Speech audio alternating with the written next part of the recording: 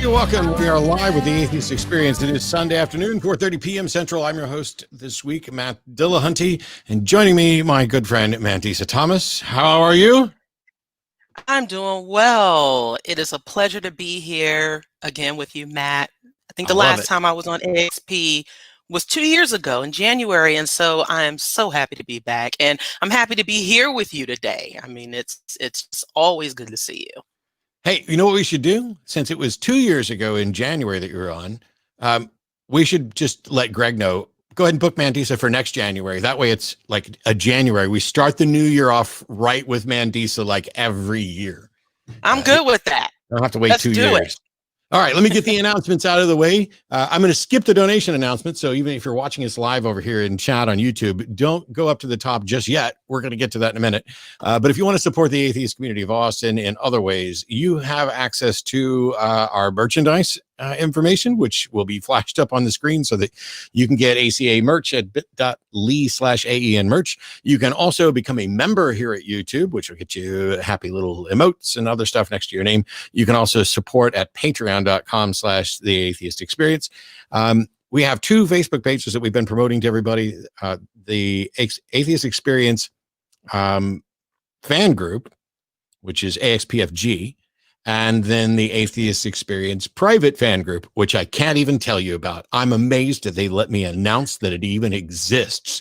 I'm stunned and shocked. I should be shunned, not stunned. But I have one kind of special announcement today, and it saddens me. There's a gentleman that I've known for a while who has reached the ripe old age of 25 today. I'm stunned. He's this year, he's officially less than half my age. And, you know, I didn't get any sort of celebration for my 25th birthday because I was, you know, in a war. But, oh, I'm sorry. I shouldn't be moping about my own misery here. Correct. Dan Earls, the host of ATA's show, Truth Wanted, turns 25 today. Now, Dan, one of his very first guests on his show was Ocean, who's a friend of mine.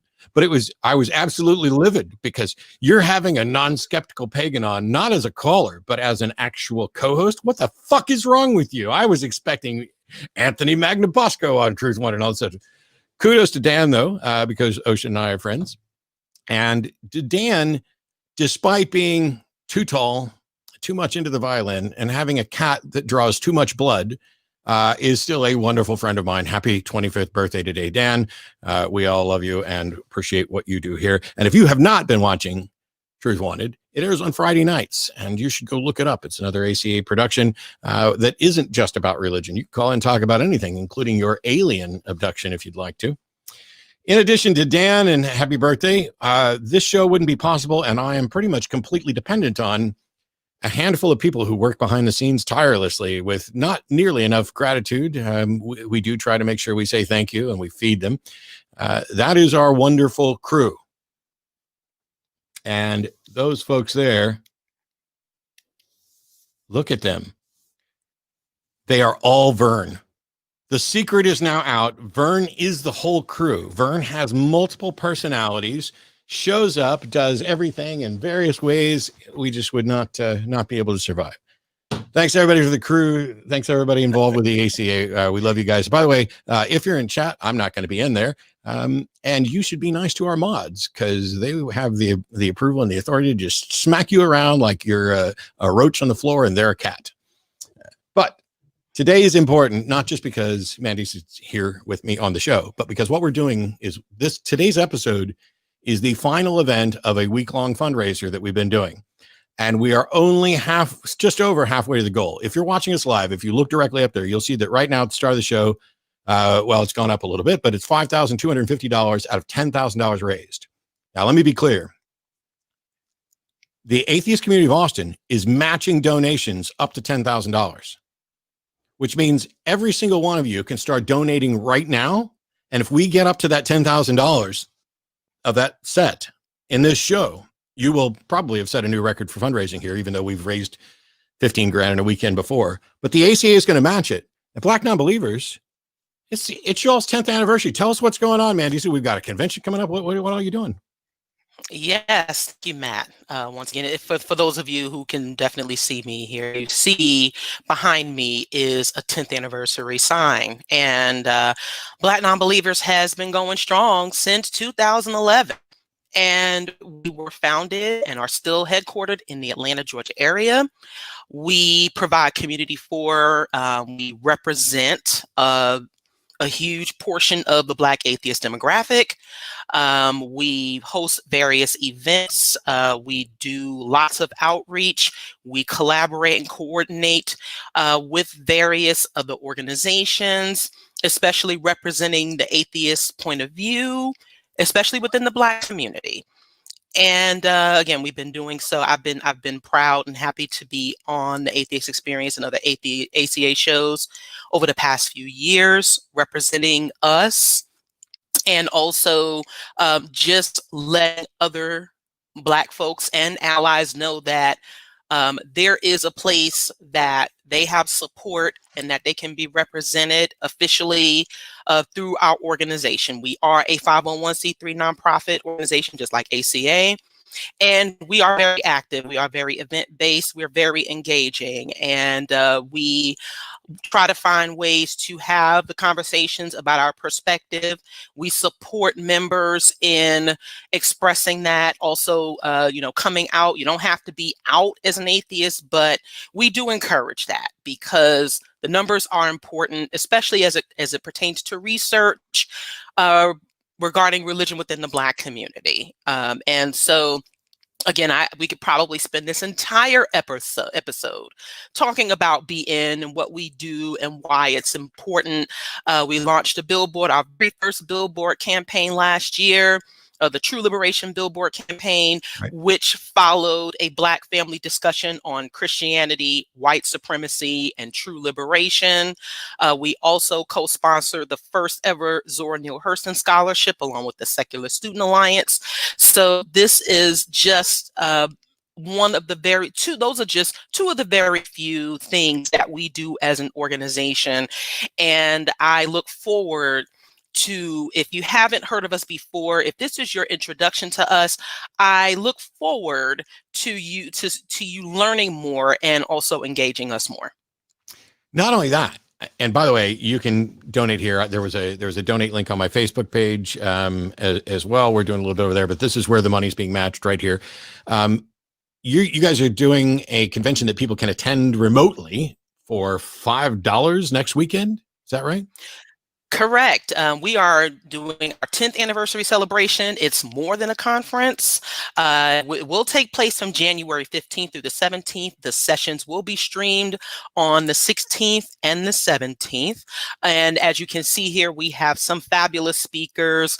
We have Jeremiah Kamara. If you aren't familiar with him, I highly recommend familiarizing yourself. Also, Sakibu Hutchinson, who co-produced the Women of Color Beyond Belief Conference with Black Nonbelievers. You also have Anthony Magnabosco, who is another favorite on the ACA network. Anthony Magnabosco. Anthony is a good friend of mine who I miss and I don't get to see often enough. So that's a good grab. I see you've also got Daryl and Gail Jordan from Recovering from Religion as well. So absolutely. And of course, my sister, none other, Bridget Crutchfield. Yay. So, yes, it's like all my homies are there and I'm stuck here locked in my house. So you know what I'm going to do, people? So if you only had $10 that you could afford to give to Black Nonbelievers, definitely do 5 of it here where it's going to be matched, and then do the other 5 so that you get yourself a conference as well. I'm going to be signing up so that I can watch remotely, despite the fact that I've already donated at Facebook and here. Hey, you know what? If you have only donated in one place, go donate in several places. It all works out. We need lots of money to do lots of good stuff. But I absolutely greatly appreciate everybody who's donating. By the way, I'm never one to guilt or shame anybody into donating. You donate if you are able to, and if you are supportive of the mission. And anybody who tries to ask you for more is trying to sell you something that you probably don't want to buy. But we love Mantis. We love the organization. It's been important and it's been eye-opening because this movement could have stayed without a Black Nonbelievers presence, and Mandisa would still be a friend of mine and we would still be working towards stuff. It's just, we would be missing the opportunity to meet the specialized needs of a portion of our community. people who have different lived experiences, people who have different daily interactions with people. I don't know what it's like, but I do know that Atheist Community of Austin, American Atheists, Black Nonbelievers, Recovering from Religion, all of these organizations can work together to not only treat the whole of a person, but the whole of the people who are part of our community. And we're excited about that. Absolutely. And I would say we have, Matt. I volunteer with Recovering from Religion. We serve on the board for American Atheists. And so our work is, while we have a specific focus with Black Nonbelievers, it certainly isn't exclusive. And right. I want people to understand that state church separation issues are absolutely important. Racial justice issues, reproductive justice, all of that is important to our community. It definitely is more than about us just letting go of God and the God concept, and also having these contentious conversations, because that is absolutely important. But when we let religion go, when we leave that behind, and we realize that there's a whole world out there, there are more perspectives, there's more to this world than what many of us have been conditioned to think. And it's time for us to start being more educated on what other people go through, and also what we can do to support each other. And like you said, there's more than one way to do that. The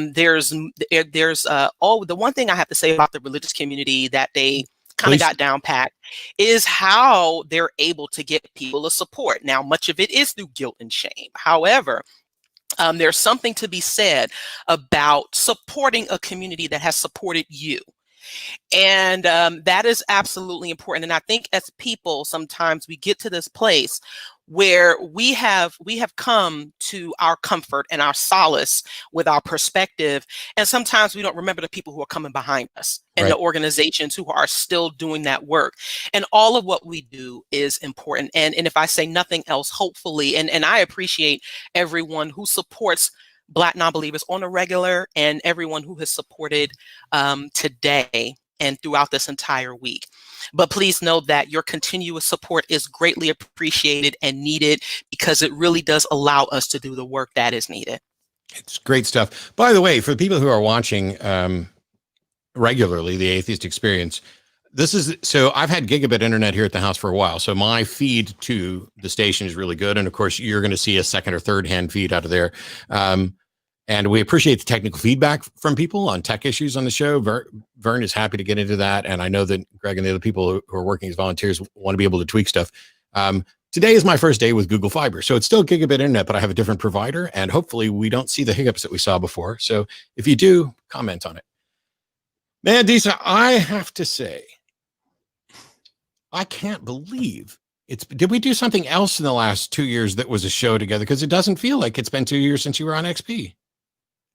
The last thing we did, as far as like officially with the A's, well, we did the other shows the line last month. Yeah. Okay. We did a line. And I was like, so it all was becomes, very recent. So by the way, after today's show's over, I'll be doing the line, but this all kind of runs together. And it feels like when you were like, oh, I haven't done AXP in 2 years, I was like, I know we talked sooner than that. Because I remember when you were in town and we hung out, we did AXP. A lot of things have happened since then. We got to catch up later. Do we want to, are we ready to get to some calls? Yes, I am. Let's go. Sweet. I have Enoch in Pennsylvania. Thanks for waiting. You are on the air with Mandisa and Matt. How are you?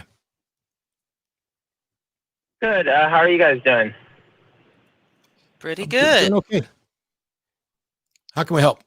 So my question was just if the Bible was true and Christianity was true and Jesus raised from the dead, would you become Christians? So would you be practicing Christians in order to follow what the Bible teaches? So I don't know, Mandisa, if it was all proven true, would you be a Jesus follower? No. Me neither. Absolutely not. There's so much, there are so many bad things in that Bible that I would refuse to follow it. If it were all true, that's a hard no. If it were all true, I'm in agreement with Mandisa. It'd be a hard no. If it were true, but there was information that was wrong, then I would give Jesus and I would give God the opportunity to, Lucy, you got some splaining to do, and God could come in and explain. But the thing is, if there was a God who had anything that they felt they need to explain away in the Bible, they should have done it a long fucking time ago. They are the absentee landlord, to paraphrase Al Pacino and Devil's Advocate. Devil's Advocate. Thank you. Devil's Advocate. So yeah, does that answer your question? So it does. My thought is, like, even if God was evil, though, I would still do what he wants just to be saved from hell, because I think I would rather serve an evil God and live in paradise than go to hell. I know it's a really selfish reason, but that's my reason. And shitty to everybody else that you know. So, Right. So basically what you're saying is, when a violent despot comes in and threatens you, you will be standing up with them while we will be standing up with the revolutionaries. Well, it's eternal, so it's a huge difference. Enoch, can you not see how abusive that is as well? The fact that you would still follow an evil God and perhaps even do what this evil God tells you to do. So if this God tells you that you should, kill a baby for no apparent reason at all, you would still do it just to fear, just to not go to hell, that you still have no evidence exists. Well, I don't think that the claims of Christianity don't require anything like that. They don't. So are you not familiar with when Abraham was ordered to kill Isaac?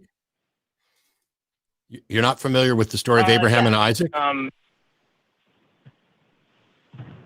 But, I mean, God's never asked me to do anything like that. Well, good job. But he's right. I've never asked you to kill anybody either, have I? Why don't you worship me? I'm way better than a God, because you know what? I will never ask you to kill anybody. And when the vicious despot shows up, we'll be on the same side. I'm more deserving of worship than the God that you're worshiping, and you don't even have any reason to think he exists. Right. And let's say if the God, if everything in the Bible was proven to be true, then that means that the story of Job, the story of Abraham, where God asked Abraham to sacrifice his child, that means that that's all true. And so that means that you would be willing to reconcile. That means you would be willing to reconcile that sort of that sort of abuse and murder. If God is infinite in knowledge, couldn't he have explanations and defenses for his things that we just don't know about? Enoch, didn't I just say that I'd be willing to let God explain himself? However, why hasn't he already done it? The fact that God hasn't offered up these explanations means that he doesn't want to, or he doesn't exist. So you're now inventing a hypothetical, which, if your hypothetical were true, if God was existed and was of such moral character that he needed to correct the Bible, he should have already done it. So why would you propose that as something God could eventually do? What the fuck's taking him so long? Where's God coming out to say, hey, you know, where's God when he says, hey, you know, all that stuff that it says in Exodus and Leviticus about slavery, or all that stuff that it says about subjugating women, or all that stuff it says about going out and conquering people and keeping the virgins for yourself, all that stuff that's in that book, I denounce all of that. Because if anybody wrote a book in my name that had that shit in it, I would be publicly denouncing that repeatedly. It would be the first thing on my website. It would be the header for my Twitter and my Facebook and my YouTube. I didn't endorse that fucking content that is out there in my name. That's what I would do. That's what a responsible agent does. Why hasn't God done it? Sounds like Shaggy. It wasn't me. It's possible he has reasons we just don't know about. Well, cool. Are you going to make up excuses for everybody who you don't know why they did something terrible, or just God? Well, God is a lot more infinite in knowledge. So, you don't know. No, you're just making shit up at this point. You don't even know that a God exists. I asked a simple question. Are you going to make excuses for everybody who might have motives that you don't know, or just God, and you want to make a claim that God is somehow different. You haven't even demonstrated that God is real, let alone deserves to be considered on a different scale. I would argue that if God is in fact moral, there are about 500 things I could list that he should have done and has not. And you're just like, maybe he's got good reasons. Well, okay, maybe he doesn't. And maybe you're just being a goofball who is terrified of saying, hey, I don't have good reason to believe this exists, so I'll just keep making excuses for it. You are morally bankrupt right now, Enoch. Doesn't that bother you? That you would make excuses for atrocities, for fictional things? Yeah, I mean, some people offered explanations. What explanation has God offered? That doesn't mean that we have to accept it either, though. What explanation has God offered, Enoch? I haven't heard an explanation from God because I haven't heard from him. Okay. Doesn't that tell you quite a lot that you're hearing excuses from other people who also haven't heard from him? Well, I don't know if they'd heard from him or not. Okay. Have they demonstrated that they have heard from him? No. Has God told you that he talked to them? Because if they're claiming that God talked to them, no, and you know God, couldn't you just ask God if those other people would actually talk to him? Yeah. God so why don't you do that? I don't know. Why don't you do that? Ask God? Ask God. Yeah. He doesn't talk to me. Gosh. Wow, what a shitty God. I mean, my goodness. A God who can't talk to his true followers, one who would follow him through all of his evil. I mean, can you understand how that is unacceptable? I'm just asking if you can understand why we could not follow such a God, even based on what you said. It's unacceptable for us. I mean, I don't want followers. I can understand your perspective. I'm not the kind of individual who's looking for followers, but especially wouldn't want followers who are going to offer, like if I did something bad and they're like, maybe Matt's got a reason. Cool, thanks. Maybe Trump's got a reason.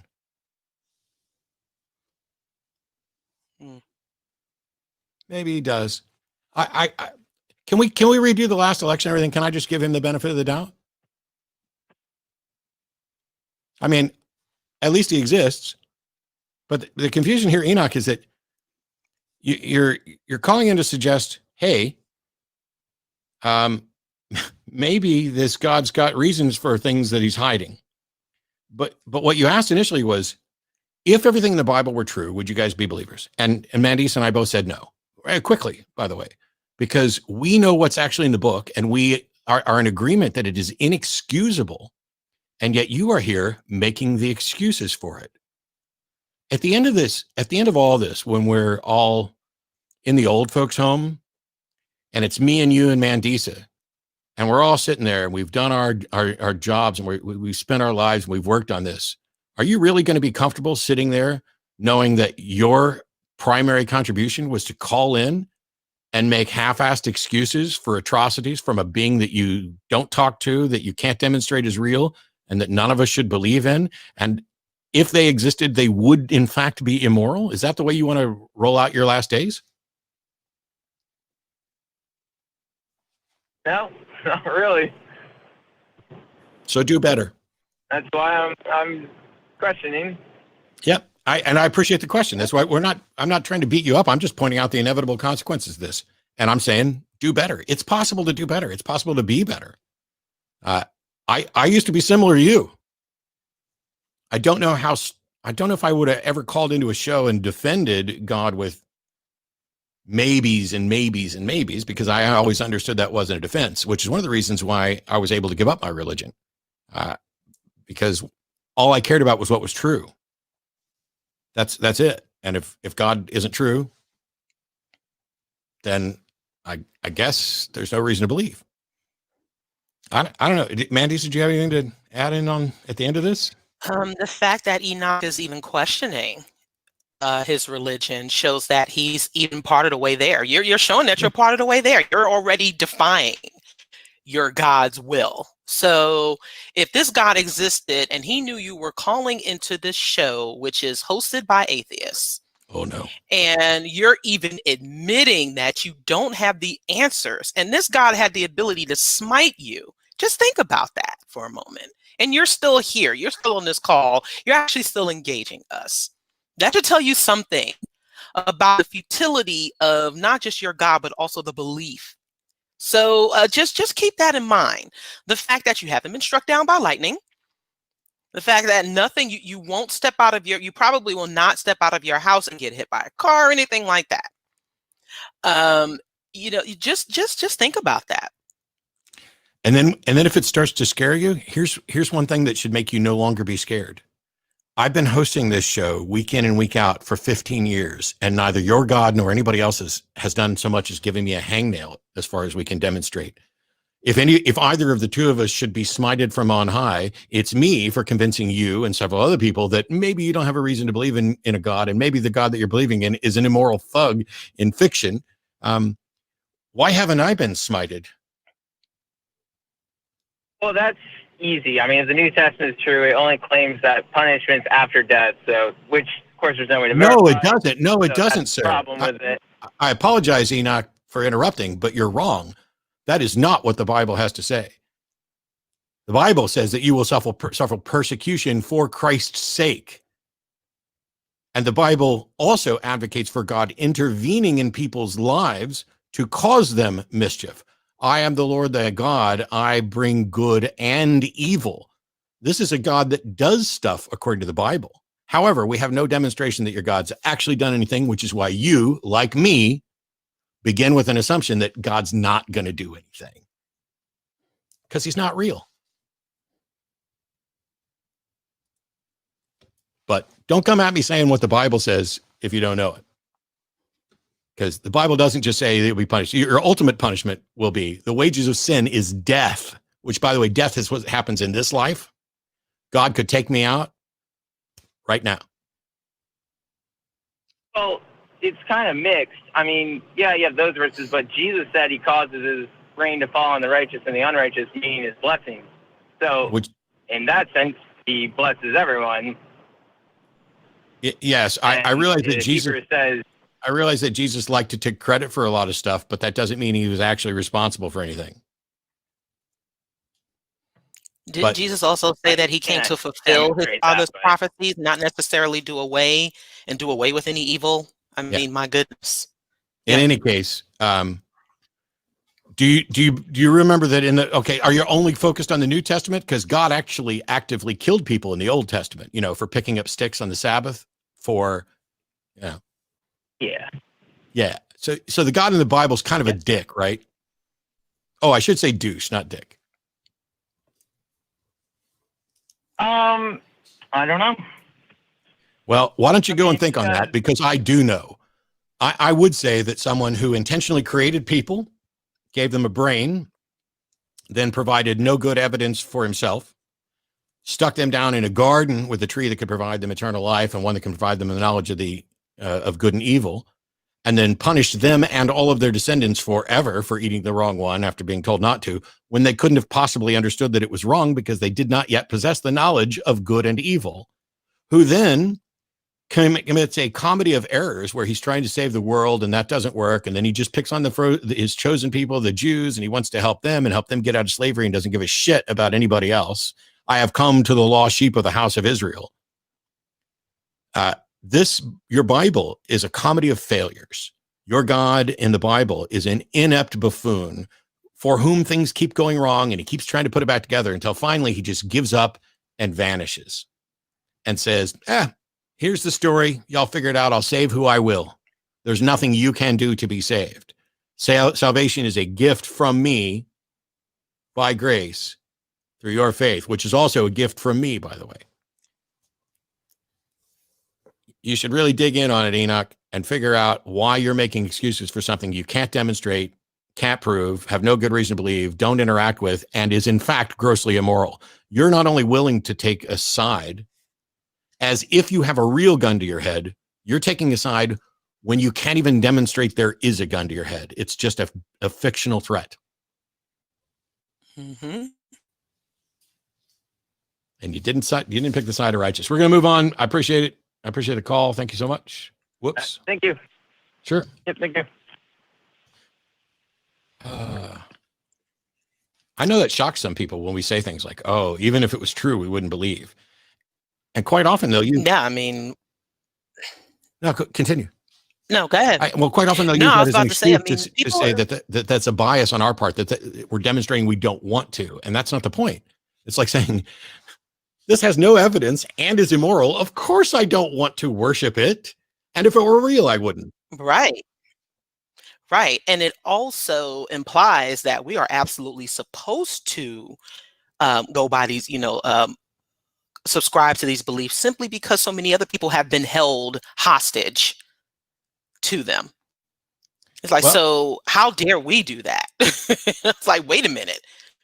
Yep. Well, we've got somebody here, Neil in Idaho, who would disagree with us, and wants to talk about why he believes that what we call God is the physical universe, and yet he believes in the supernatural, and atheism is too close-minded. So, Neil, welcome to the show. How can we help? Hey there. How you doing, Matt? I'm having a good day. How are you? I've been having a good day as well. I've been watching your show since I was about 16 years old. I was raised as a fundamentalist Christian. I was raised as a non-denominational. I was raised as someone who would be considered like a charismatic or speaking in tongues. But as I got older, I came to realize that it's like morally repugnant in a lot of ways to try and reconcile my inner morality with a God that would allow people to be separated from himself by one way or another. Okay. So I was about to cheer and applaud you for taking that step, and then you ended that wonderful sentence with the worst phrasing possible, which is that you have an objection to a God that would allow people to live apart from him. Well, I have no problem with a God that allows people to live apart from him. The problem I have is a God that, when people seek him out, does nothing. A God that allows people to live apart from him, that's just allowing them to exercise their freedom, Okay. Yeah, that's good. But when I say apart from him, I'm talking in the traditional Christian sense. I'm saying apart from all goodness, apart from all anything redeemable and good in the traditional Christian sense. So I find that's not a real the thing. idea of the Christian God to be morally repugnant. Neil, this is Mandisa. Can you expound? Can you explain what the Christian sense is? Are you Mandisa? Are you the gospel singer, Mandisa? Hell no. She is the Christian singer. I am the atheist. I'm waiting for that, by the way. I'm waiting for someone to connect us. But no, that is not my soul. I am a singer, though. I do sing. We should do a hymn I do sing, someday. but I'm not that singer. We'll rewrite a hymn and make it filthy and funny. Anyway, please continue, because Mandisa had a question for you about what you were saying, and I have 20. Yes, the Christian God, what I was raised to believe in, supposedly he knows what's going to happen, but he's already decided who goes to heaven and hell. It doesn't make any sense to me. That's why I rejected it. But I've had many experiences, and I've also had experiences with my family members and experiences living out of state and different things where I saw things that were supernatural. So I don't know how to reconcile that. And How do you know? The only way I can, how do I know it's supernatural? Because I can't explain it to you in a natural term. So whoa. Are there things, Neil, are there things that you are unable to explain that aren't supernatural? I don't know. You don't know? That's a good question. Can you explain quantum mechanics to me? No. Does that mean it's supernatural? Possibly.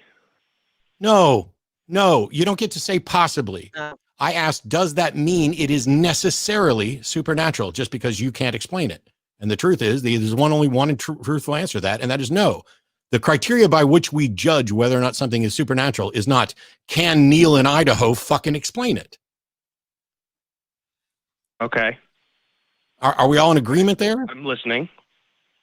Well, I'm wondering if you're agreeing. Okay, I understand. How do you... Yeah. So now you've had some experience. reconciling- You've had some experience that you think is supernatural. I would love to hear what that experience is briefly and why you concluded that it's supernatural. Okay. So when I was living in California, I was under extreme emotional duress in a time of my life, and I saw a vision of a man walking around in my head who was an ancient man. I don't know who he was, but I saw him. You saw him in your head. Yeah, like I'm dead. So you didn't see him with your eyes. Yes, right? I had a vision. No, I had a vision, and I closed my eyes. I wasn't on drugs or anything. I had a vision, and I saw a man in my head. How can you... A Middle Eastern man. I don't know who.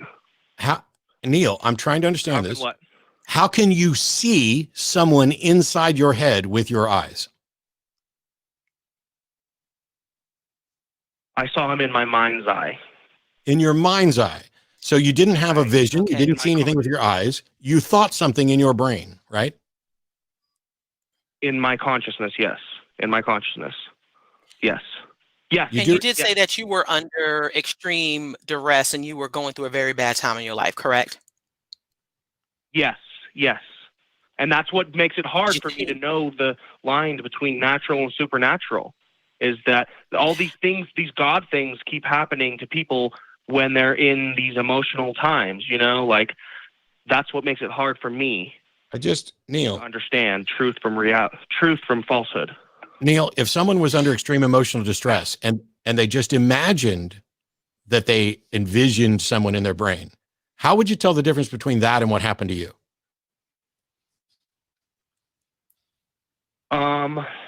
I don't know. I don't know the answer to that, and I'm sorry. Right. It doesn't get to be invalid because it's you saying it.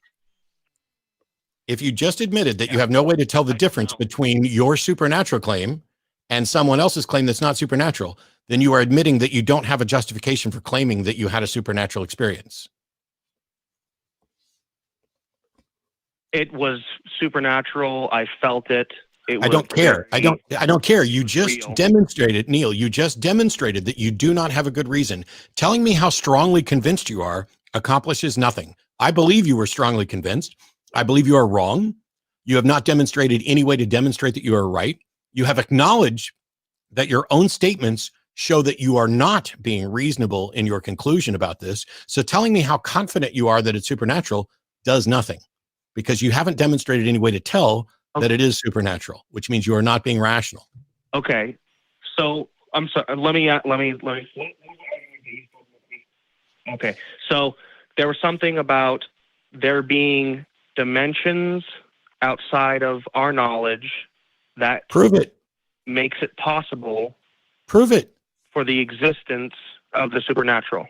No, sir. Stop. Please stop. You are embarrassing yourself. I don't want to get riled up. I want to make this really simple. You just said there's something that suggests maybe the supernatural is possible. Well, that's completely irrelevant to your case, because the supernatural could be completely possible. The supernatural could be possible and demonstrable, but what you experienced is not demonstrably supernatural. It is indistinguishable from imagination. Yeah. And also, while I'm here on the atheist no, stop, Neil, stop, please. I just said something, several things that specifically address your claim. Shut up and let me finish, Neil. I just said several things that specifically address. I'm going to mute your ass until I'm done, because you're not taking this seriously, and so now you'll be able to hear it. I just said several things that were very important about epistemology, about how do we know what we know, about how you could or couldn't tell whether or not something was supernatural. All of these things. And instead of acknowledging any point, you're just like, well, anyway, while I'm here on the Atheist Experience, let me say something else. No, you don't get to say anything else other than acknowledging the points, and then maybe we can move on. That's how a conversation works. When you present your case and it's rebutted, you need to acknowledge that and address it, or we don't get to move on. I cannot believe you're trying to talk over me, even though I fucking muted you. Goodbye, Neil. I no longer care what you have to say because you just wanted to talk right over me, even after I put you on mute. Does that sound fair? I acknowledge what you say. I acknowledge what you say. Okay. Did you? You said no way to determine.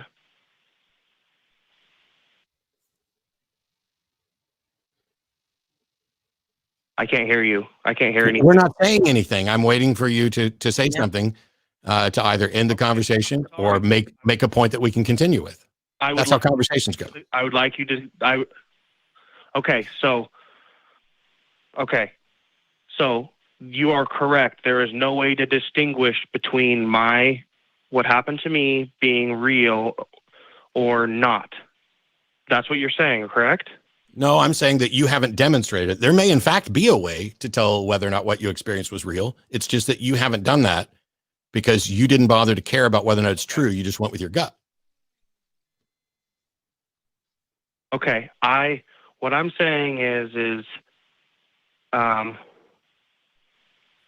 okay.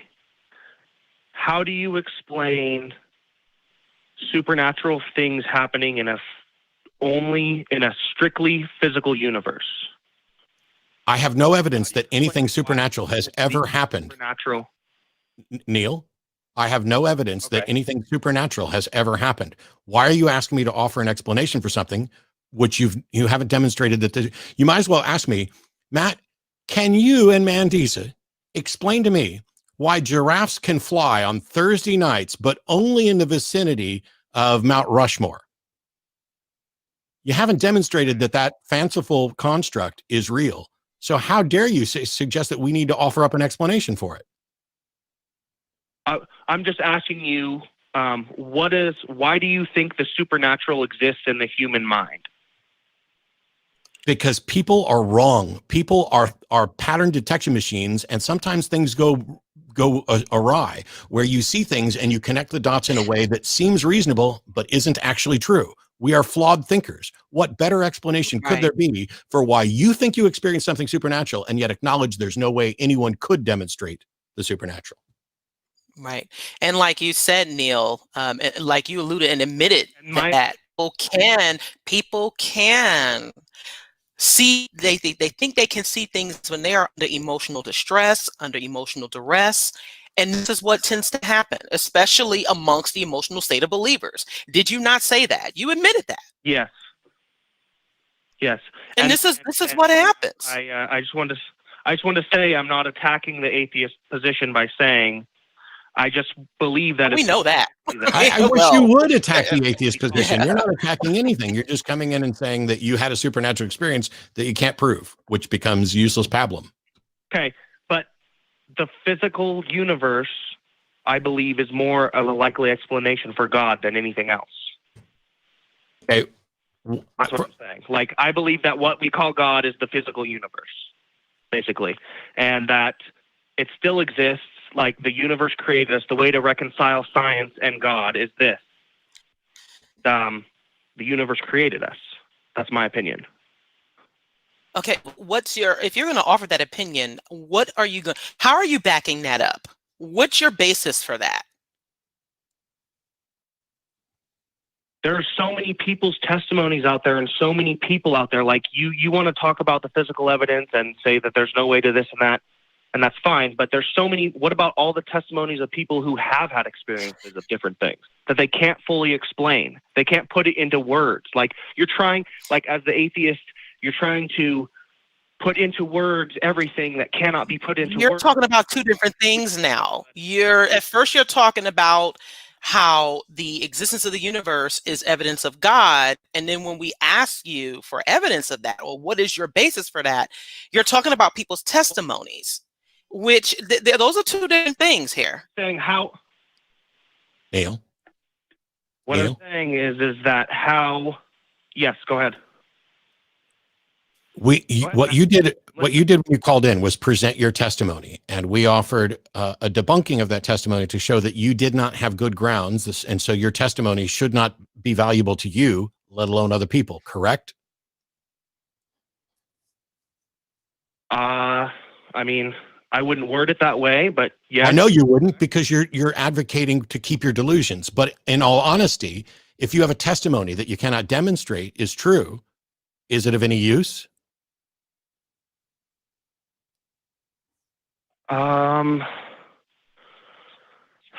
I would say that it's of use to only to the person. It's not of use to the person. That's called self-deception. Right. If you are only worried about what makes sense to you, God is. if you're only worried about what makes sense to you, you are engaged in self-deception. You don't care about truth or the evidence. And so if somebody came up to you and presented their testimony and said, I can't prove this at all, but here's what I think I experienced, does that tell you at all what the truth is? Yeah.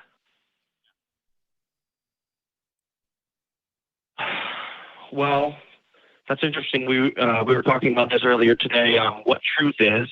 So not to make a big old discussion about anything, but truth, starts with like the physical universe, I would say. And some things are true about the physical universe. If you crash a car into something, then any objective person can see that it's wrecked, right? Or that something bad happened, or that two physical things crashed into each other, right? So I don't think you're in a position, Neil, to be giving a lecture on epistemology. Why don't you just answer the question? If someone offered you their testimony and they said, here's what I experienced, I can't prove that it happened, and I can't prove that my understanding of it is accurate, does that provide us any useful information about reality? I would say yes, because what useful information does it provide? Not answered me. What useful information does it provide? It provides that person's, what useful information does it provide? It provides... Yes. What does it tell us about reality that we don't already know?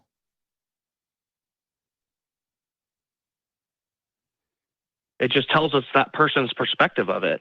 Yes. And why should it, can that person be wrong? Yes. And if we don't have any way of telling whether or not that person is wrong, should we just take their word for it? Or should we wait until we have a way of finding out if they're right or wrong? And that's the thing. That was a question, Neil. That was a question, Neil. Okay, that was a question. And honestly, if there was a God that existed, if the universe proved that a God exists, then you wouldn't have to suppose this at all. We wouldn't have to be guessing. Right. I just kind of think that what we call gods is just the universe. Neil, stop. I don't give a shit if you think that the universe is God, because you haven't demonstrated yourself to be a rational actor or someone who understands reason or someone who's willing to provide evidence to back up their views. I don't care what your opinions are. This is not the let me call in and tell you my opinion. It's tell me what you believe and why. And if your why is that's just my opinion, well, go fucking watch The Big Lebowski, because this is not the show for that. But the point is, if one person tells you, hey, I experienced something, I can't prove it, I think it was supernatural. If we have no way of finding out whether or not they're right, we should not accept them.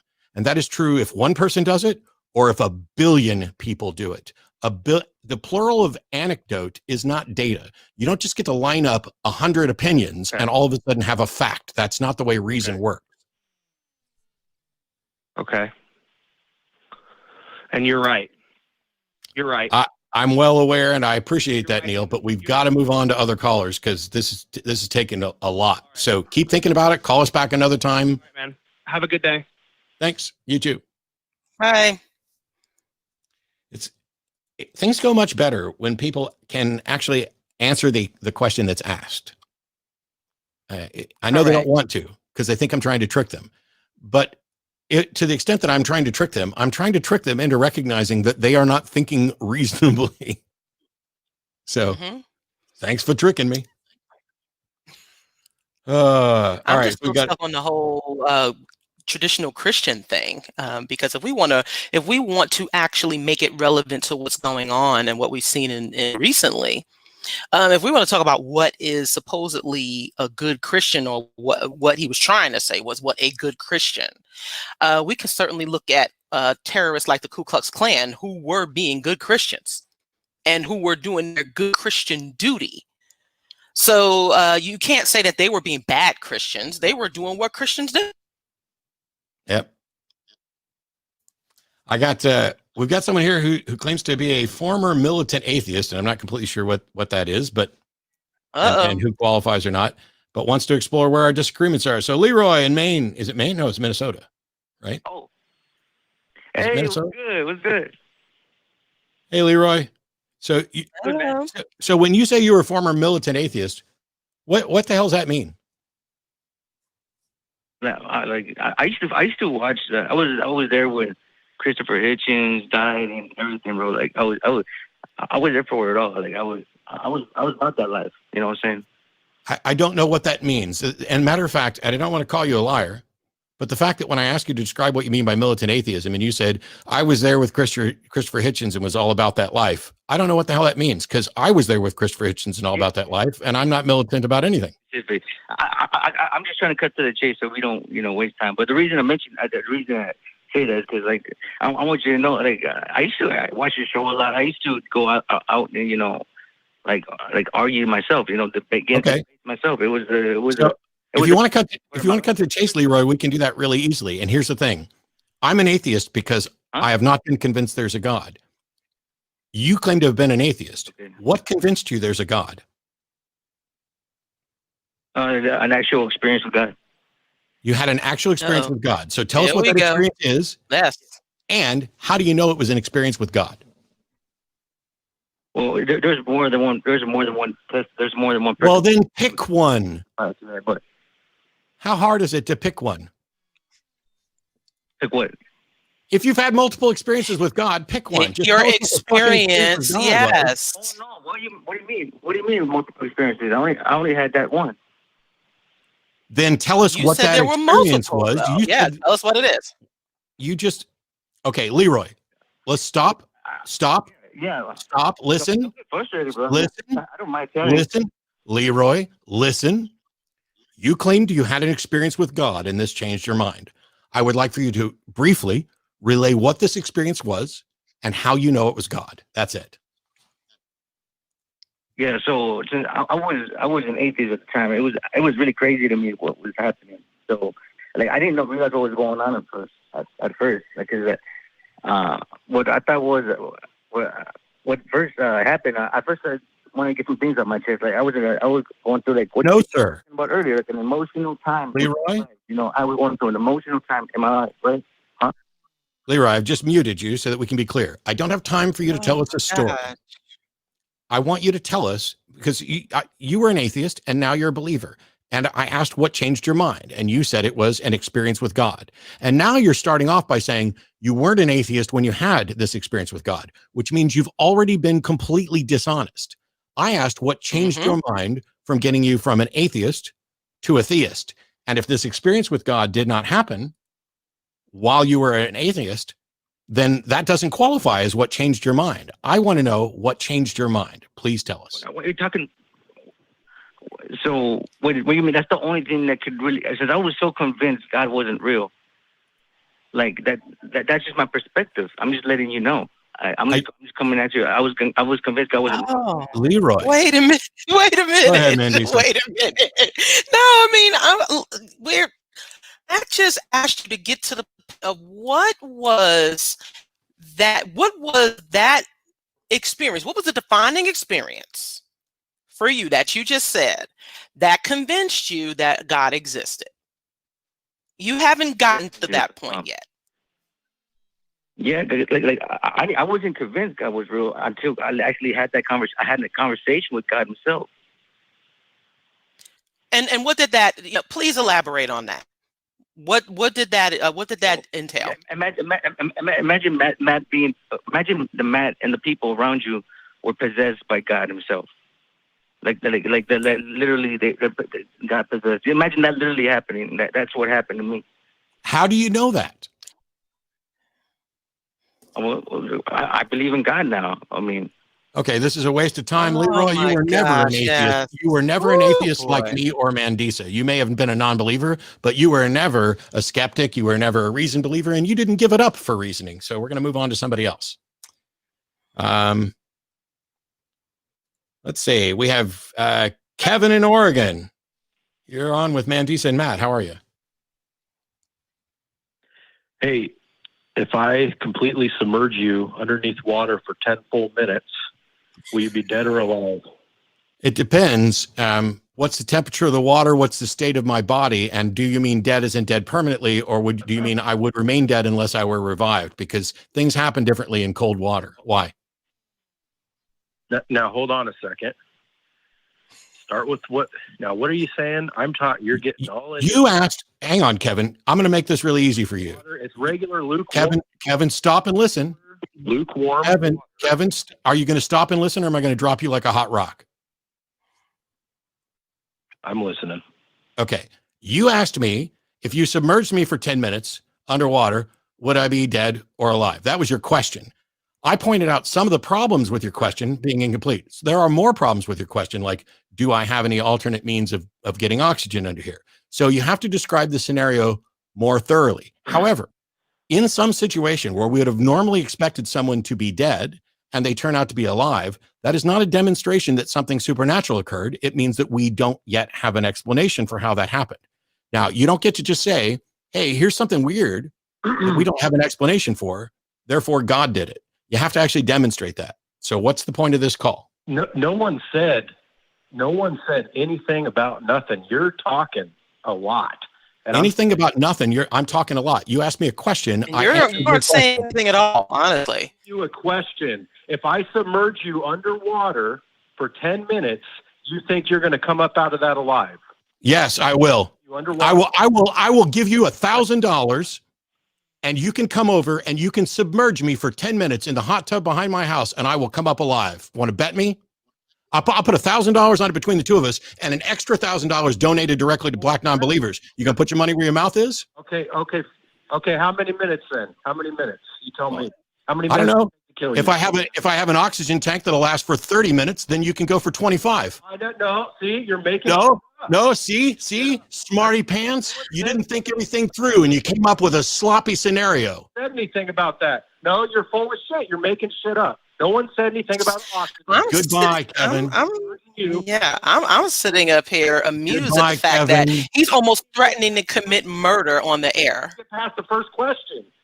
Goodbye, Kevin. You're not worth talking to.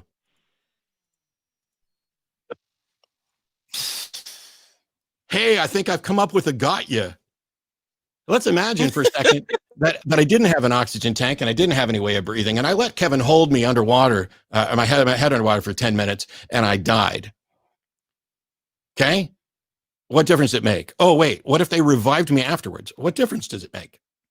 You don't get to claim a miracle and you don't get to claim it was God. Kevin is a sloppy thinker that we demonstrated over and over again, because even after telling him some of the problems with his scenario, there's a huge problem with his question at one. I mean, like I said, it's like he was that sounded almost like a threat. This is somebody who watched a documentary about people who came back from really weird scenarios or who drowned and came back, and he wants to give all the credit to God. Well, fuck right on off with that. Your God doesn't get credit for things that we know to be naturally occurring and are the result of things that are true about the physical world.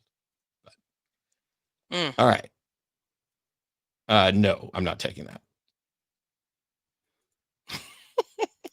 So, Paul in Michigan, thanks for waiting. You are on with Matt and Mandisa. You have questions about truth and moral absolutes?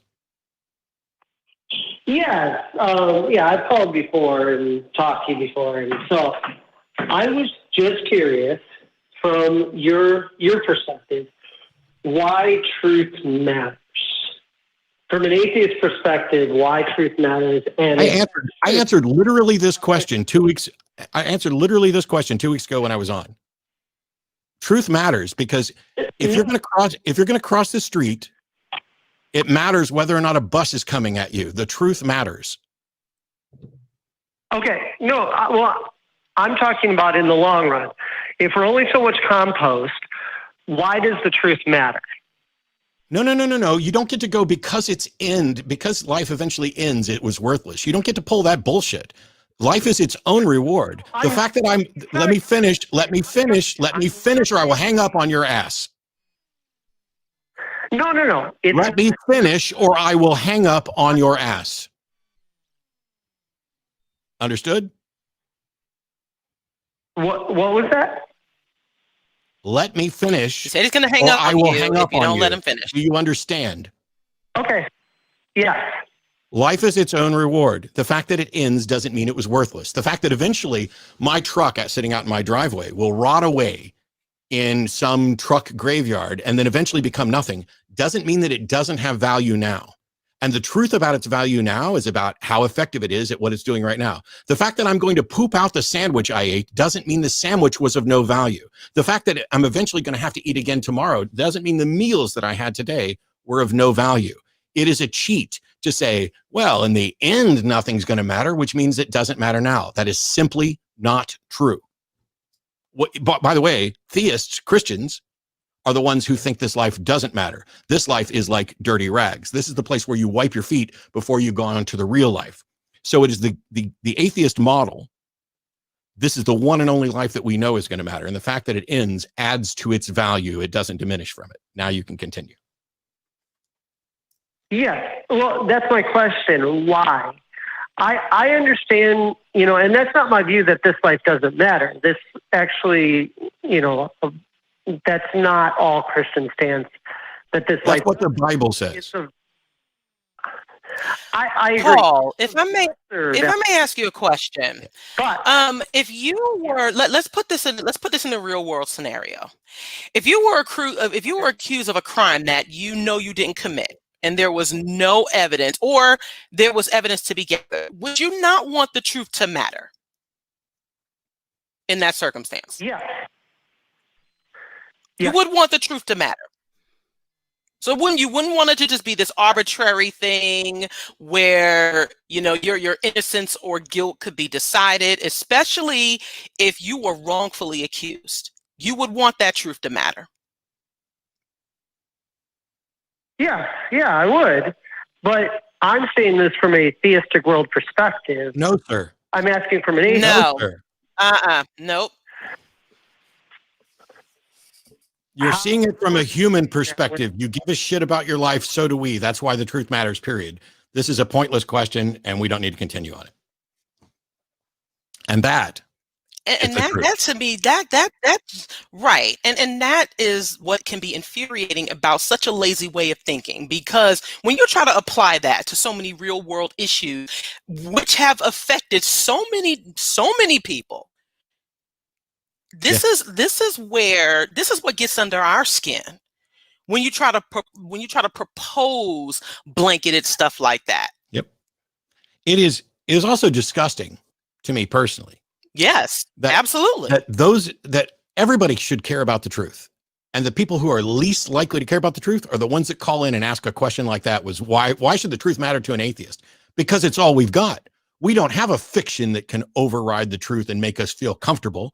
We have to deal with reality on reality's terms. We don't get to have some imaginary friend that we can pretend is going to, got our back. We have to make real friends that actually have our back. That's the truth of reality. And what you're not recognizing is that your shitty religion, your immoral religion, your irrational religion, the only reason you're a part of it is because it is providing you a network of like-minded friends to do that heavy lifting for you. So join in and participate and stop making the rest of us do all the fucking work. All right. Here's a good question. Austin in Texas, if I can click on it. There we go. Austin in Texas, you are on with Mandisa and Matt. Welcome. Thanks for waiting. Hey, Mandisa. Hello, Matt. Hey. Hello. You had a question for us. Bring it on. So my question, yes, sir.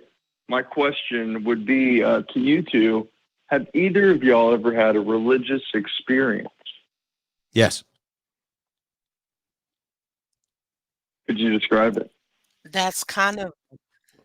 Well, I was going to let Mandisa chime in too. Well, I'll tell you what. There was a I remember oh my gosh, a few years, not even a few years ago. One of my former friends and I were coming back from partying, and we were both like hella drunk. And actually there was a checkpoint where there were cops, they were, checking for sobriety and such.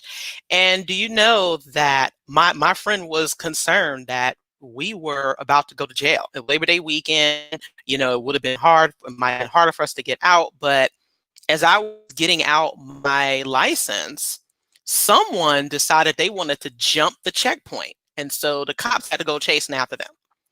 And so they just waved us on. So by the skin of our teeth, we avoided having to, do a sobriety test and such. Now, someone could say, oh, that was God. Look at God. They saved you. But it was a very lucky coincidence. It just so happened that there was someone who did not want to go to jail at night and decided to take off. And so the cops had to kind of, had to stop what they were doing and go after them. We got damn lucky. Now, someone else, before I re-identified as an atheist, I would have said that was God looking out for me. God bless me. I am blessed and highly favored. That's a huge statement that I can't stand. Especially a lot of Black Christians say that. But certainly someone could, take that as a religious experience and to say, oh my gosh, I'm going to get my life right. I'm not going to drink again. I'm not going to do this, blah, blah, blah.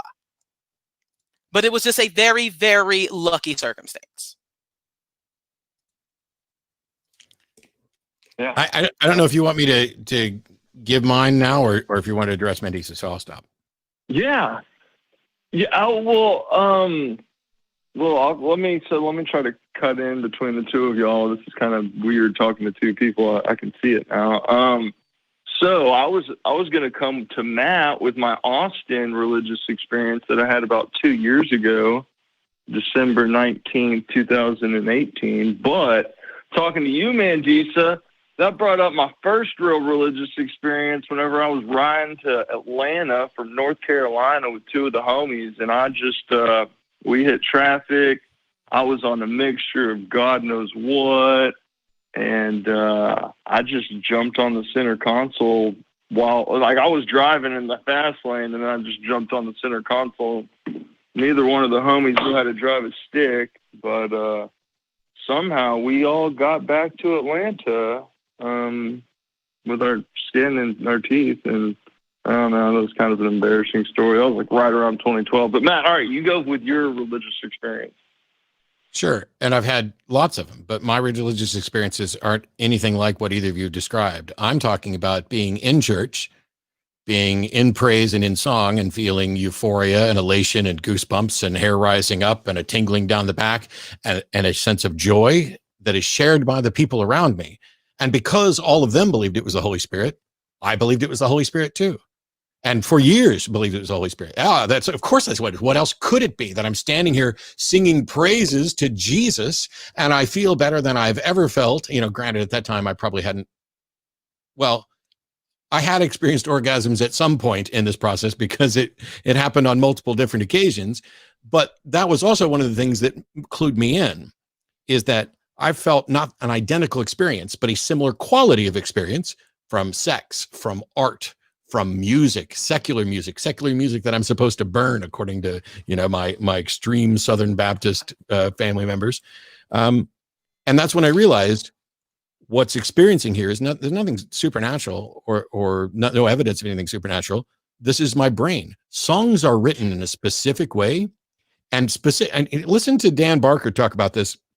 Songs, because he used to write Christian musicals, but songs written for church are written to be grand and simple. They have incredibly simple melodies so that everybody, no matter how poor of a singer you are, you can sing along and sound good.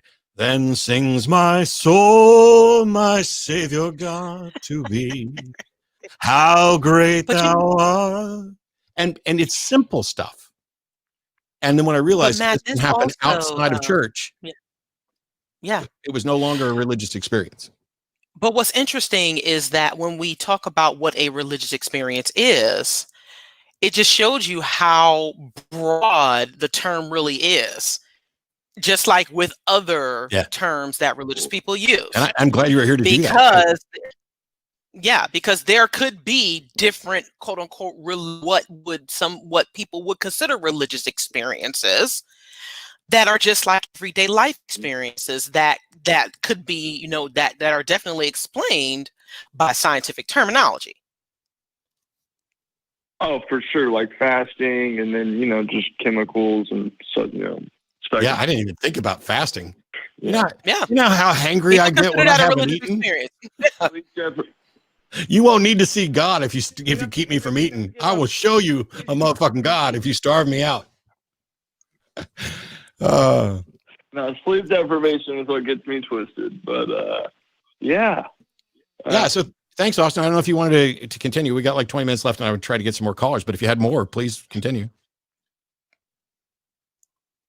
I just hope we answered your question. Oh, well, he hung up, so I guess we did answer his question. Yeah, I mean, that's very interesting.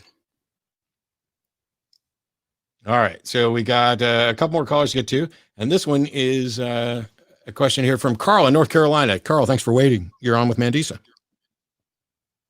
Yes, it's this is Carl from North Carolina, and it's primarily a call for Mandisa than anything else. Carl, first of all, kind of a white. Carl, I promise I'm not trying to be a dick. I promise I'm not trying to be a dick. I'm trying to save you. Be very cautious about how you phrase this question, because I already know it's a bad question, and Mandisa and I have talked about it before. So I just wanted you to come in cautiously on it. So there you go. Now you're up. Black people embrace. What? Say that again, Carl. Well, I'm trying to wonder why so many Black people and people I admire embrace Christianity, given the history of racism and white nationalism in this country.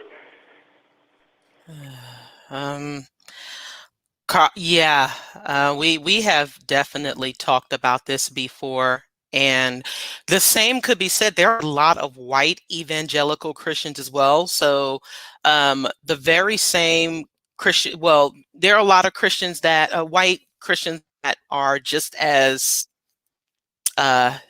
blinded as Black folks. But again, yes, this has been something that we have discussed before regarding the institution of enslavement and the enforcing of Christianity, but also the church being an institution that actually provided a sense of support when the legal system and when this country of America disfranchised and oppressed Blacks. So we have to take that into consideration. And the fact that there were some very anti-slavery Christians, even though we can pick apart the aspect of, what they picked out from the Bible as far as being more Jesus-like. But when you look at the oppression that has been committed against the Black community and the role the church has played, there must be an understanding. It doesn't mean that we agree with it. And certainly I cannot be the one who will, I can't be the one who saves everyone from it. Because this isn't just this was not an overnight process. It wasn't just as simple as, well, Black folks were forced to accept Christianity, so therefore once slavery ended, then they just had to get rid of it, or they should just get rid of it. You have to understand the deeper institutional factors that are a result of Christianity and white supremacy, and why many Black folks still hold on to it. It would definitely be worth researching that. It would definitely be worth taking a look at some seriously historical factors into play. And if you want to help with that, if you really want to understand that, do that research and support our organization and what we do. We don't claim to liberate everyone from religion. That's impossible. We're not God. But the best you can do is to do some research on the enslavement, the institution of slavery in this country. Also, the role that the church has played in actually implementing and creating schools and also other community services. So there are a lot of things that we can acknowledge that the church as an institution has done, but that the doctrine itself has been damaging. So it's not just one blindly blanketed response to that. And I hope that answered your question. Yeah, it sort of does. It's the fact that so many people I admire, like here in North Carolina, there's William Barber, Cornel West, Martin Luther King. Reverend Warnock, who just got elected. Yeah, Reverend Warnock, yes. Very smart, intelligent people that you would think that would kind of like abandon that thing and say, and start to say, I mean, we saw the events that this past week. It was terrible, and saw some guy wearing a shirt on there saying Camp Auschwitz. Yeah, I saw that guy too. I want to point out though that this isn't a matter of intelligence. By the way, you say all these smart people. I'm pretty sure I can stack my IQ up against almost anybody on the planet, especially since I don't give a fuck about IQ. But I was a believer for a very, very, very long time, and some other people were as well. And one thing about people who are smart is that I think this is a Michael Shermer quote, that we're really good at rationalizing things we came to believe for non-smart reasons.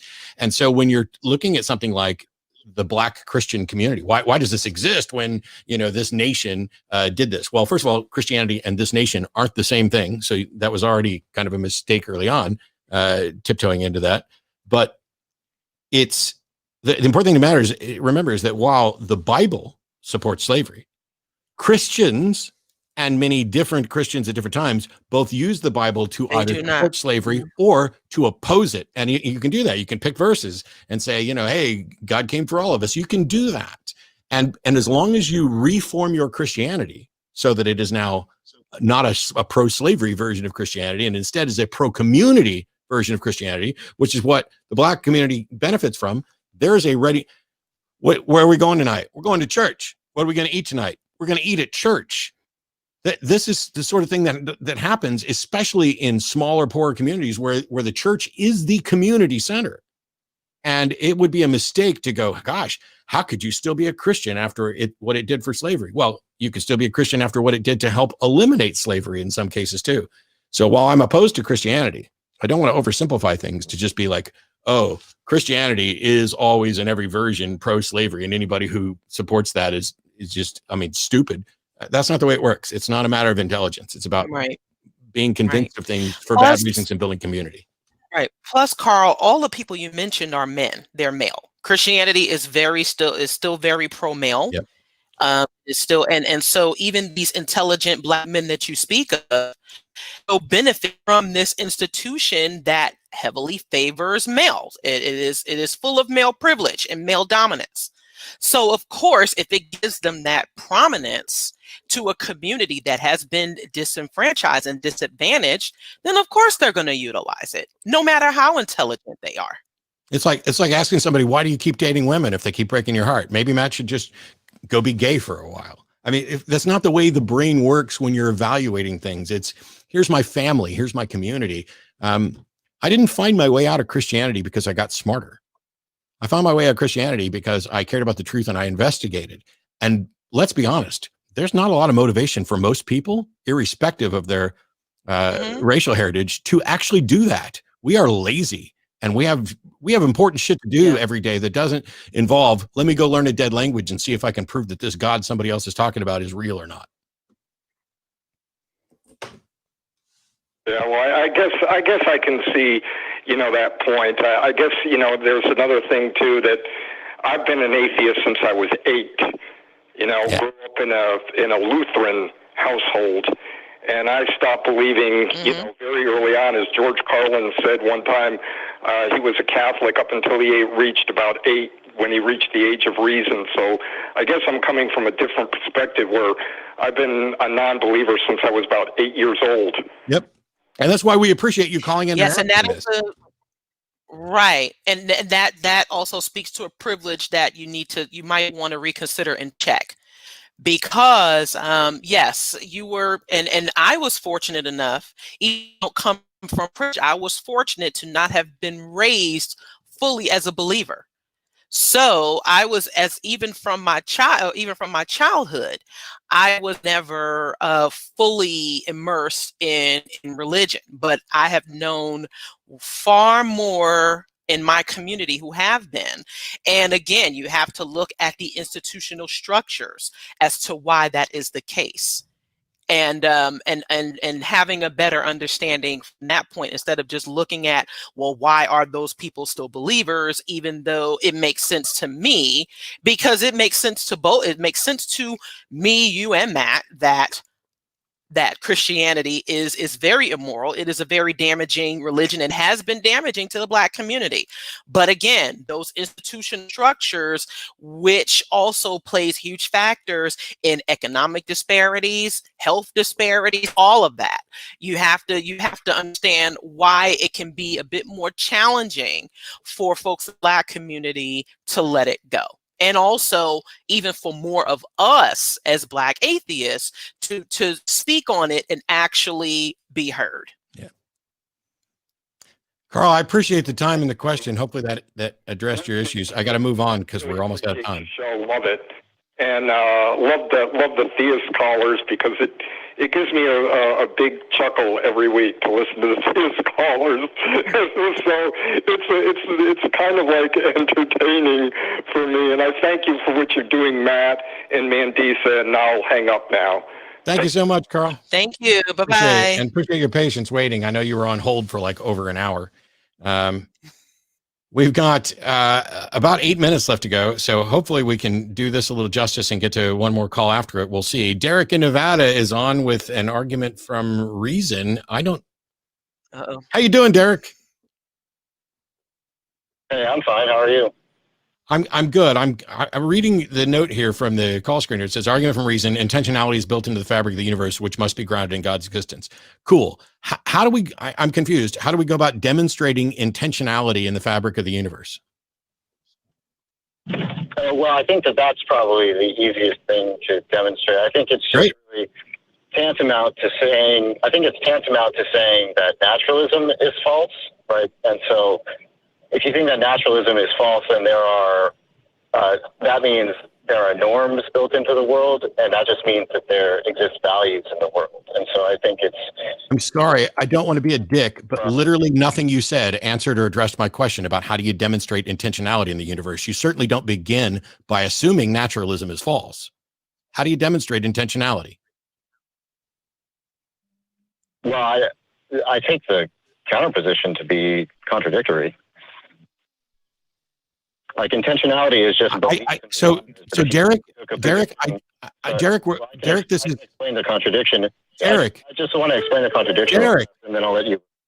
No, I tell you what, you won't decide what you will or won't let me do.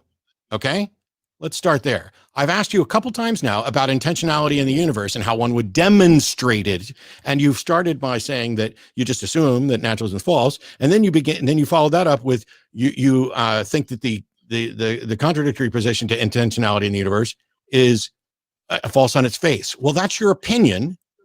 Demonstrate intent. Tell me how we can demonstrate intentionality in the universe. Why should I ask the question that's foundational to your whole point and you can't get to it? No, I did get to it. You just didn't listen, but I'll explain again. Okay, so. No, sir. No, sir. I asked you how to demonstrate intentionality in the universe, and your first response was to reject naturalism, correct? I said that I think it's tantamount to rejecting naturalism. Correct. That's what you said, right? And then when I objected to that, you went on to suggest that the opposite would be unthinkable, which is yet another opinion. So don't tell me that you have explained this and that I somehow missed it, because that's a lie. Explain how to demonstrate intentionality in the universe.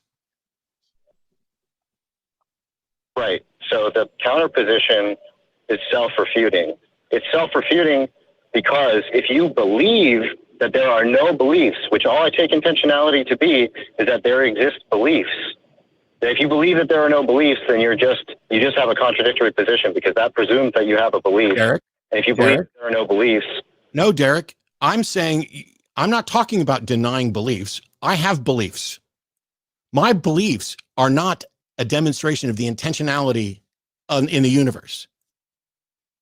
My intentionality isn't a universe intentionality. How do you demonstrate intentionality in the fabric of the universe? Not just Matt can have a belief and can have an intentionality. How do you demonstrate intentionality in the design and in the facts of the universe? Well, it's just that your beliefs are directed, right? I mean, my beliefs are not directed by an agent in the universe other than me.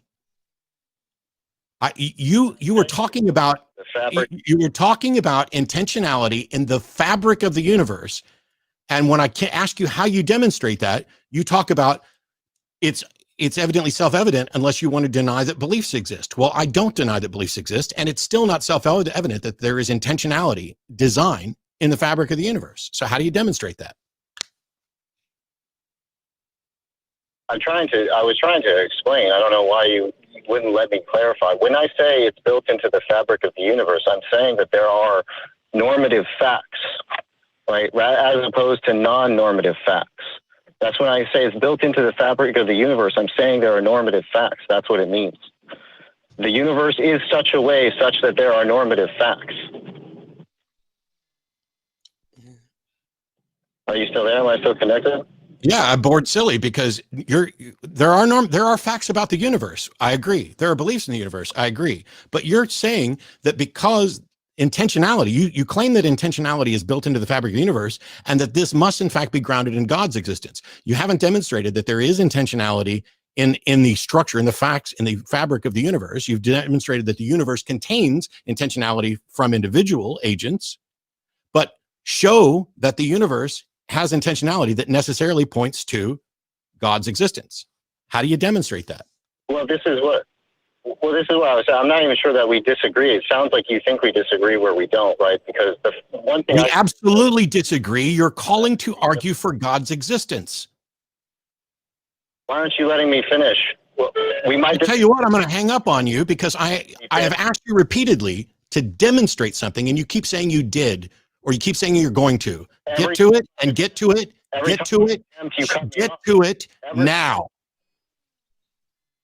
Every single time I attempt, you cut me off. You start interrupting. I try to. All right, jackass. Keep bitching. Bitch somewhere else. Goodbye.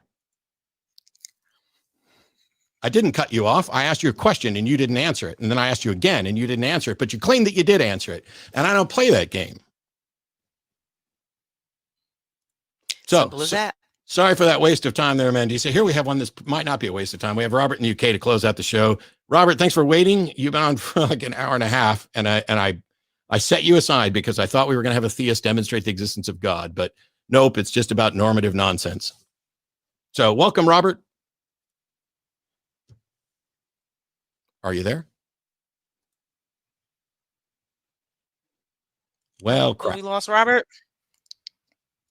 So he might have fallen asleep in the hour and a half that he was on hold, but his question is here. So I will ask his question to you, and this is how we will end the show because we got to wrap things up.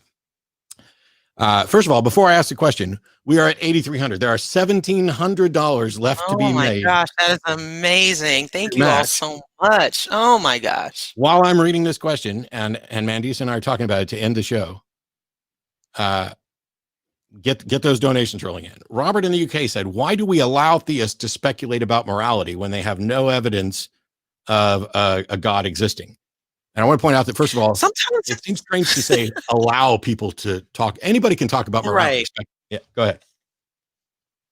And sometimes it's fun. I mean, I personally get irritated by that at times. My patience, like yours, Matt, tends to be very short, especially if it cannot be demonstrated in about one or two cycles of the discussion. Yeah. But sometimes it's very interesting, like we've heard even with the previous callers, to hear them contradict themselves, to hear them make those excuses, to actually project their fears onto us because it's their fear. And so, and it's also very interesting to hear where many of us may have once been and how we may have compartmentalized those beliefs and the indoctrinations that we had. Yeah. So sometimes it's just interesting to hear them.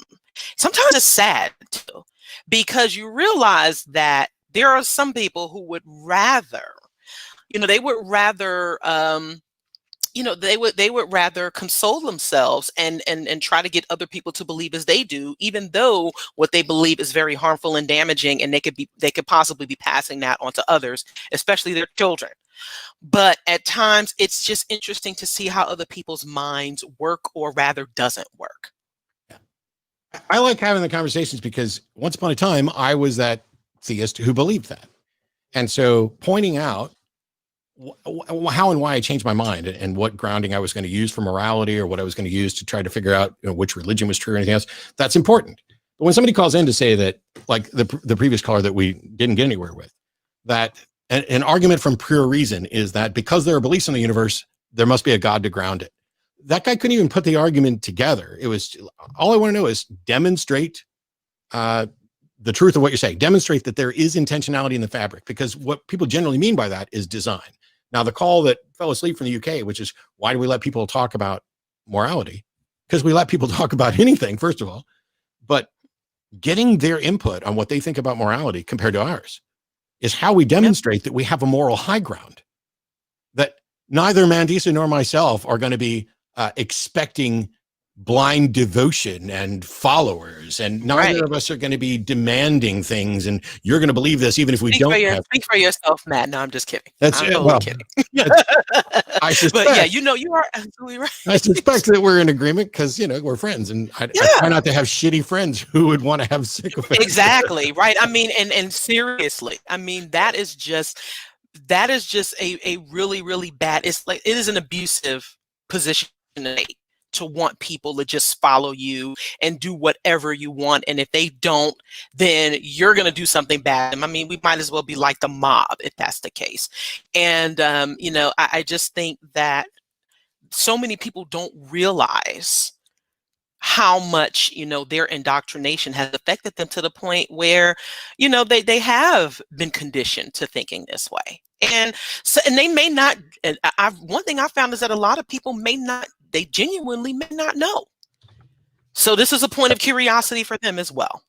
Let's end this really thoroughly today. So first of all, if we can put up the information for Black Nonbelievers so that people can get that back up on the screen, where we can show people how to go find Black Nonbelievers, how to get involved, how to find their website, and how to find out how to pay your $5 and get access to the speakers at the convention next week as well. There's Mandisa Thomas, who, by the way, has her own Patreon as well. And for people who are volunteering their lives to these efforts, some of us are really bad about saying, please support me, please give me. And I know that I'm not a fan of doing it, and I know Mandisa's not a fan of doing it. We're both fans of doing it, though, for organizations and events and actions that we do support and love. And so on that note, I almost want to stop, but I'm gonna ramble for a second, because right now the number is $8,617. I want to, first of all, let me thank everybody who donated every penny to that, whether we get to the 10,000 that we were matching or not. Every penny that you donated is going to be matched and donated to Black Nonbelievers, so that Mandisa and Black Nonbelievers can keep up that mission. Thank you to everyone who donated, no matter how big, how small. Absolutely. Especially through this trying year where people have been unemployed and sick. I mean, yes, 2020 has been a very, very, very, very challenging and dastardly year for many. And as we're moving into a new era, we are seeing a bit of resistance, and we want everyone to continue. We want everyone to keep it up. And we really want to, and it is important that we try to do it together as much as possible. And so, yes, I would echo Matt's thanks to all of you, and, to everyone who will watch even after the show is over. I know that the fundraisers continue until about midnight or so. So please continue to support as much as you can. We really, really do appreciate it. It just jumped up to $9,200, so we're 800 shy of the goal. Wow. I'm pretty sure we're going to get there, even if it doesn't. I would run long to get there, but I also have another show to do at 7 today. So absolutely. in addition to thanking everybody else, huge thank you to Mandisa. And by the way, it won't be 2 years before you're back on. Not only did I tell Greg to book you for next January, but maybe we'll try something around spring break and see what's shaking then. Because let's do it. Let's do it. I absolutely love being on the show. I love being on the show with you, Matt. This has been amazing. I absolutely love it. We're going to get there. Thank you to everybody who tuned in. Please remember, no matter what country you're in, there's a global pandemic going on, and the health organizations are doing everything in their power to fight this. Kudos to the heroic first responders and the people who put their lives at risk every day to make sure not just that there are people running hospitals, but that I can get food, because I've been sheltering in place since last March and I have everything pretty much delivered to me. But that means that people out there have to go out and do work. And those are the people that I'm grateful and appreciative to. I've tipped bigger and I'm this year than ever before. And I was always a good tipper to begin with. It's snowing in Austin, Texas today. I posted a couple pictures and a video.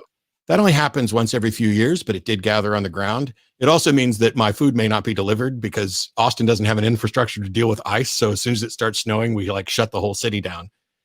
But there were great jokes. There were jokes made that were like, something will happen when hell freezes over and Texas is like, here, hold my beer, and boom, I've got cold. I miss the snow sometimes. I don't miss the cold that much. I miss my family. And I know I mentioned this previously, but unfortunately my dad and probably my mom, my brother, my sister-in-law, and my niece all have COVID.